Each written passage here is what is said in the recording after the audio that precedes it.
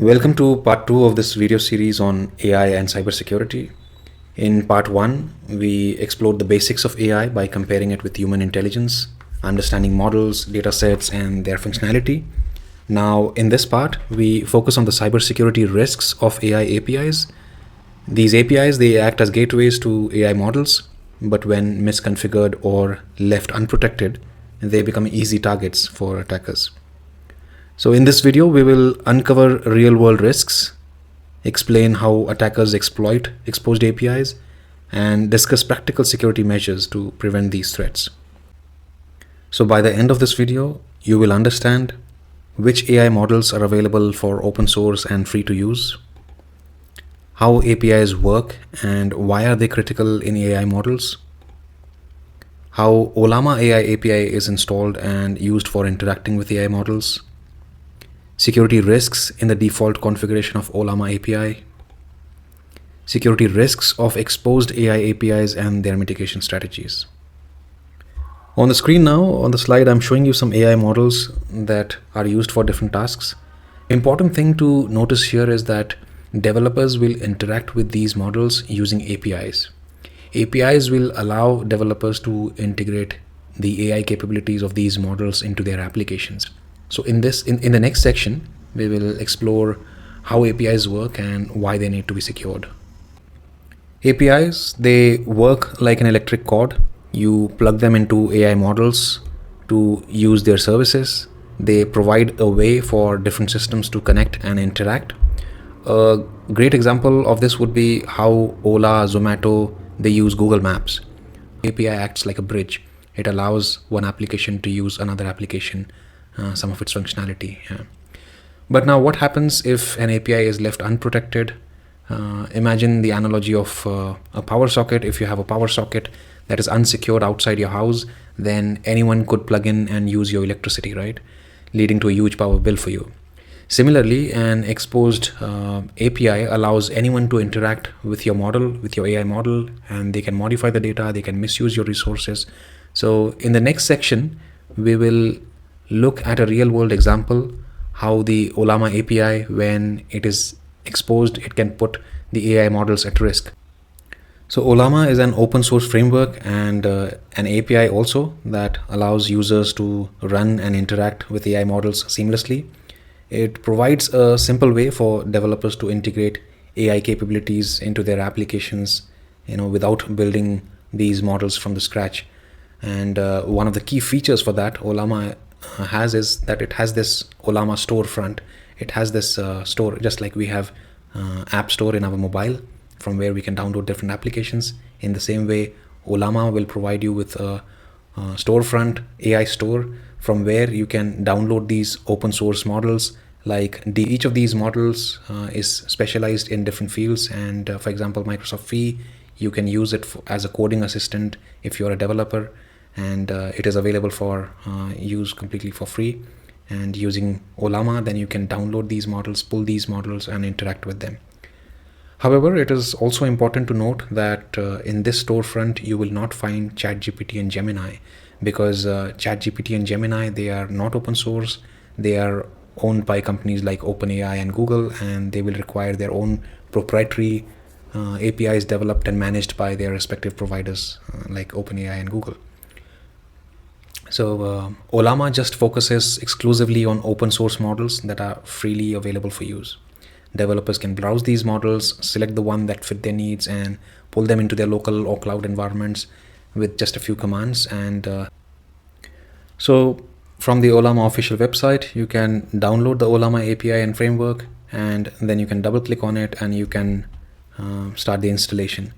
I'm not performing any live installation. On this slide, I'm showing you a screenshot. I have already installed Ollama beforehand, and these are just screenshots of the installation process. The Ollama will install like any other software. It's just a straightforward process.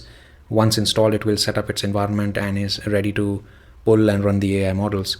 To confirm whether it is running, you can type in your localhost IP address and type in this default port to check whether the API service is up and running, or you can also run this command Ollama serve, which will show you the configuration and the status of the API, whether it is up and running.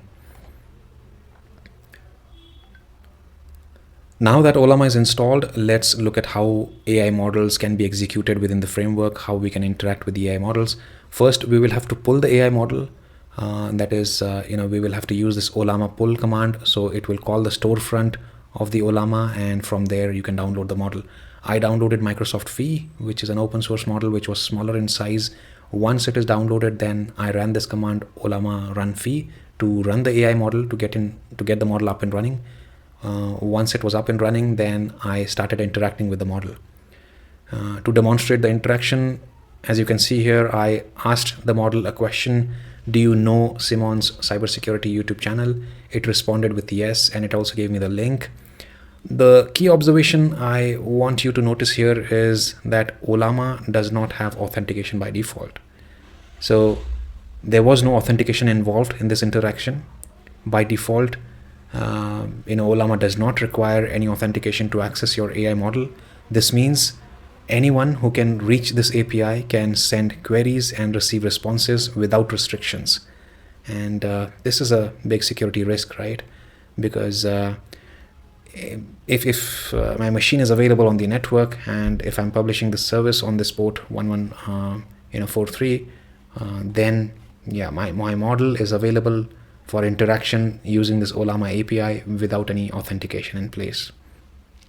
Another security risk with the default configuration of Olama API is that it binds to 000 IP address. What this means, that it can be accessed from any IP address. Now, for home setups, this is not much of a risk, because if you install Ollama on a PC, then it is behind a router and is assigned a private IP address from the private IP range like 192.168 or maybe 10 dot something something. So the API is not directly accessible from the internet. However, in developed countries like US, Europe especially, I've seen that there people use these modern routers that come with universal plug and play features, where you just plug in the router into the network and you don't have to do any NATing, any DMZ, and it will straight away open traffic for any application that is requesting. So in such a case, in such a universal plug and play router, the API would be exposed to the internet, because the router would open the traffic for the application, because it was requesting for it through this configuration. Another big risk, and on a home setup it is still not a big risk, right? But imagine enterprise environments, for cloud servers, for public facing VMs. In cloud environments, VMs often have public IP addresses assigned to them by default. And if Ollama is installed on such a VM, the API is immediately exposed to the internet, allowing anyone to interact with the AI model because of this configuration. And in cloud VMs, you have to secure them by having proper firewall rules in place on the cloud firewall. But usually when developers, they run the VM on clouds, usually it is missing proper firewall configuration, and this kind of setup is very, very common in cloud hosted environments. And there, then when you see such a binding to 000 IP address by this API, which means your API is now exposed to the public. Now that we understand the risks of publicly exposed APIs, let's see how easy it is for attackers to find them. There are tools like Shodan and Census that constantly scan the internet for devices with open ports. These tools index publicly accessible systems, including web servers, databases, IoT devices, and also AI APIs like Ollama. A simple query like this can reveal to an attacker exposed AI APIs running on public servers. This means that if an API is misconfigured and exposed to the internet, it takes almost no effort for an attacker to locate and interact with it, leading to unauthorized model pulling, where attackers can steal AI models, misusing proprietary or advanced AI for unintended purposes. Model deletion and injection can happen. Since APIs allow model management, attackers can delete trained models or inject malicious ones into the environment of the customer. Infrastructure exploitation, as we all know, running AI models requires high computing power, and unauthorized access can skyrocket cloud bills. Illegal activity, Exposed models can be misused for deepfakes, misinformation, or other unethical purposes, making the owner of the model accountable for it. And there is the parameter to judge how big an impact would be by understanding the AI model parameter size. Because the more parameters a model has, the more powerful and resource intensive it becomes.